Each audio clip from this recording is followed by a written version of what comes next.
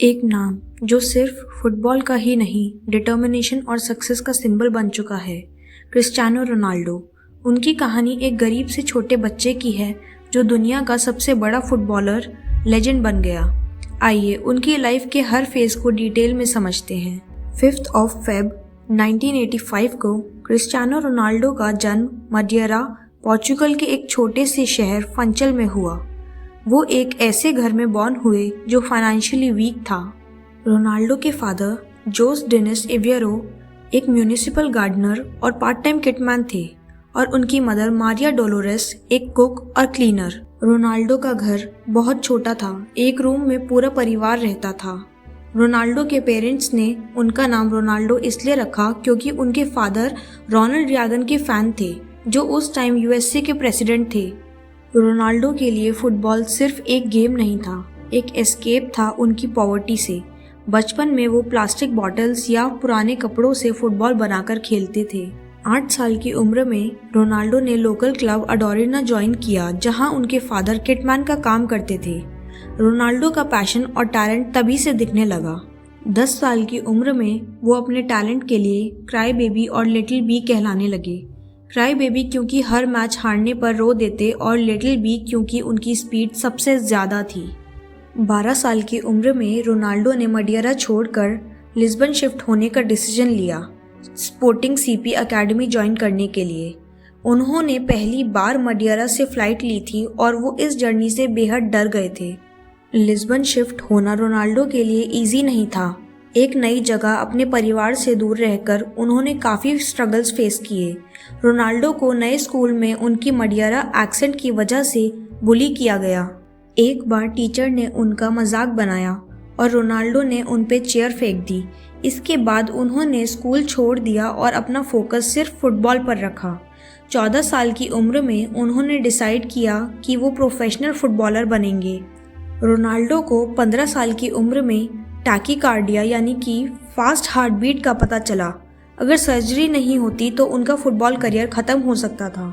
उन्होंने सर्जरी के बाद सिर्फ 1 हफ्ते के अंदर अंदर ट्रेनिंग शुरू कर दी, जो उनके डिटर्मिनेशन को दिखाता है। रोनाल्डो का टैलेंट इतना एक्स्ट्राऑर्डिनरी था कि उन्होंने सिर्फ 17 साल की उम्र में स्पोर्टिंग सीपी के लिए डेब्यू किया और यहीं से उनकी ज़िंदगी एकदम बदलने लगी। 2003 में एक फ्रेंडली मैच के दौरान उन्होंने मैनचेस्टर यूनाइटेड के प्लेयर्स और कोच सर एलेक्स फर्ग्यूसन को अपने गेम से इम्प्रेस कर दिया। मैनचेस्टर यूनाइटेड ने उन्हें 12.24 मिलियन पाउंड्स में साइन किया, जो उस वक्त एक टीनेजर के लिए रिकॉर्ड ट्रांसफ़र था। रोनाल्डो के पहले सीज़न में उनके स्किल्स को टू फ्लैशी कहा गया। क्रिटिक्स ने उनका मजाक बनाया, लेकिन उन्होंने अपने गेम को और इम्प्रूव किया। उन्होंने 3 प्रीमियर लीग टाइटल्स जीते। 2008 में उन्होंने अपना पहला बैलन डी और जीता।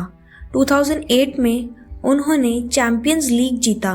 2009 में रोनाल्डो दुनिया के सबसे महंगे प्लेयर बन गए जब रियल मैड्रिड ने उन्हें 80 मिलियन पाउंड्स में साइन किया।